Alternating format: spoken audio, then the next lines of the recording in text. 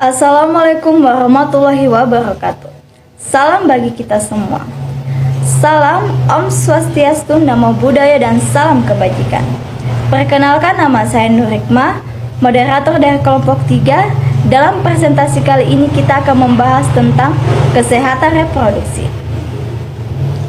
Dalam hal ini, presentasi dilakukan secara daring. Bapak atau Ibu yang saya hormati, presentasi kali ini tidak ada sesi tanya dan jawab. Oleh karena itu, saya harap kita semua dapat mengikuti presentasi kali ini dengan seksama. Sebelum itu, saya akan membuka sesi perkenalan kelompok saya. Baiklah, ini adalah anggota-anggota dari kelompok 3. Yang pertama ada Nur Hikmah dengan NIM 2140500044. Yang kedua ada Alvina Damayanti dengan NIM 2140500034. Yang ketiga ada Indah Lestari dengan NIM 2140500050. Yang keempat ada Widya dengan NIM 2140500005. Dan yang kelima atau yang terakhir ada Nur Hasani Febrianti dengan NIM 2140500019. Nah, itulah tadi anggota-anggota dari kelompok 3. Selanjutnya saya akan membuka sesi pemaparan materi. Kepada pemateri pertama, saya persilakan. Baik, terima kasih atas kesempatannya. Perkenalkan, nama saya Alvina Damayanti. Saya adalah pemateri pertama dalam presentasi kali ini. Dan pada presentasi kali ini, kami akan membahas tentang kesehatan reproduksi. Dan untuk presentasi kali ini, saya akan memaparkan ataupun menjelaskan kepada teman-teman semua tentang definisi-definisi kesehatan reproduksi. Dan seperti yang kita ketahui, reproduksi ini terdiri dari dua susunan kata. Yang pertama ada re yang berarti kembali, dan juga produksi yang berarti membuat ataupun menghasilkan. Dan jika digabungkan, reproduksi ini berarti suatu proses kehidupan manusia dalam menghasilkan keturunan untuk melestarikan yang namanya kehidupan.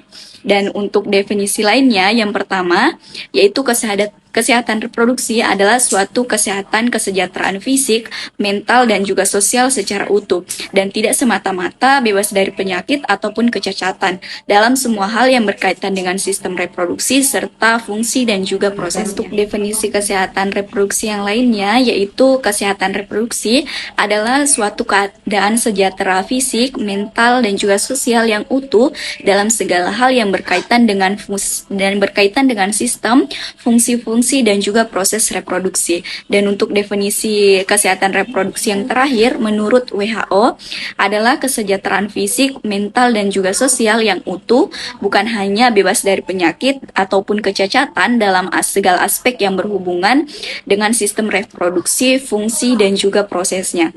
Nah, itulah tadi pemaparan dari pemateri pertama yang membahas tentang definisi kesehatan reproduksi. Selanjutnya saya persilahkan kepada pemateri kedua untuk memaparkan materinya. Baik, saya akan melanjutkan pemateri pertama, yaitu ruang lingkup kesehatan reproduksi. Di sini ada berbagai macam ruang lingkup kesehatan reproduksi. Yang pertama itu kesehatan ibu dan bayi baru lahir. Peristiwa kehamilan, persalinan, dan masa nifas merupakan kurun kehidupan wanita yang paling tinggi risikonya karena dapat membawa kematian. Dan makna kematian seorang ibu bukan hanya satu anggota keluarga, tetapi hilangnya kehidupan sebuah keluarga. Peran ibu sebagai wakil pimpinan rumah tangga sulit digantikan. Untuk mengurangi terjadinya kematian ibu karena kehamilan dan persalinan, harus dilakukan pemantauan sejak dini agar dapat mengambil tindakan yang cepat dan tepat sebelum berlanjut pada keadaan kebidanan darurat. Upaya intervensi dapat berupa pelayanan antenatal, pelayanan persalinan atau partus, dan pelayanan postnatal atau masa nifas. Saya akan melanjutkan pemateri kedua, yaitu pencegahan dan penanggulangan infeksi saluran reproduksi termasuk PMS, HIV atau AIDS. Pencegahan dan penanganan infeksi ditujukan pada penyakit dan gangguan yang berdampak pada saluran reproduksi, baik yang disebabkan penyakit infeksi non PMS seperti tuberkulosis, malaria, dan filariasis dan sebagainya, maupun penyakit infeksi yang tergolong PMS, penyakit menular seksual seperti gonorrhea, fleas, herpes genital, chlamydia pilar, keimunan kesehatan masyarakat dan sebagai berikut, ataupun kondisi infeksi yang berakibat infeksi rongga panggul. Dan yang ke C yaitu pencegahan dan penanggulangan komplikasi absor. Dan yang ke D yaitu kesehatan reproduksi remaja. Dan yang ke E pencegahan dan penanganan infertilitas komponen pada usia lanjut. Bagian F yaitu berbagai aspek kesehatan reproduksi lain, misalnya kanker serviks, mutilasi genital, fistula, dan lainnya. Sekian dari saya kembalikan ke moderator. Nah, itulah tadi pemaparan dari pemateri kedua sekaligus pemateri ketiga yang membahas tentang ruang lingkup kesehatan reproduksi. Selanjutnya saya persilahkan kepada pemateri terakhir untuk memaparkan materinya. Nah, selanjutnya di sini ada faktor yang mempengaruhi kesehatan reproduksi manusia. Yang pertama itu ada faktor sosial, ekonomi, dan demografi, terutama kemiskinan, tingkat pendidikan yang rendah, dan ketidaktahuan tentang perkembangan seksual dan proses reproduksi, serta lokasi tempat tinggal yang terpencil. Kemudian yang kedua, faktor budaya dan lingkungan. Misalnya, praktik tradisional yang berdampak buruk pada kesehatan reproduksi dan kepercayaan banyak anak banyak rezeki. Kemudian yang ketiga, faktor fisiologis.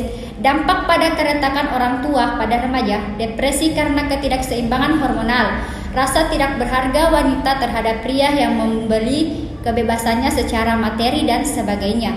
Kemudian yang terakhir, faktor biologis. Cacat sejak lahir atau cacat pada saluran reproduksi, pasca penyakit menular seksual, dan sebagainya. Baik, sekian dari saya kembalikan ke moderator. Nah, itulah tadi pemaparan dari pemateri terakhir yang membahas tentang faktor yang mempengaruhi kesehatan reproduksi. Dan untuk teman-teman sekalian, kesimpulan dapat kita ambil dari presentasi kali ini ialah kesehatan reproduksi adalah kesejahteraan fisik, mental, dan sosial yang utuh, bukan hanya bebas dari penyakit atau kecacatan, dalam segala aspek yang berhubungan dengan sistem reproduksi, fungsi, serta prosesnya.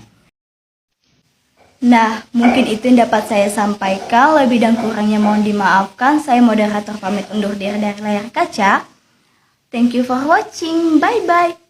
Dan jangan lupa like, comment, dan subscribe. Karena subscribe itu gratis. Bye-bye.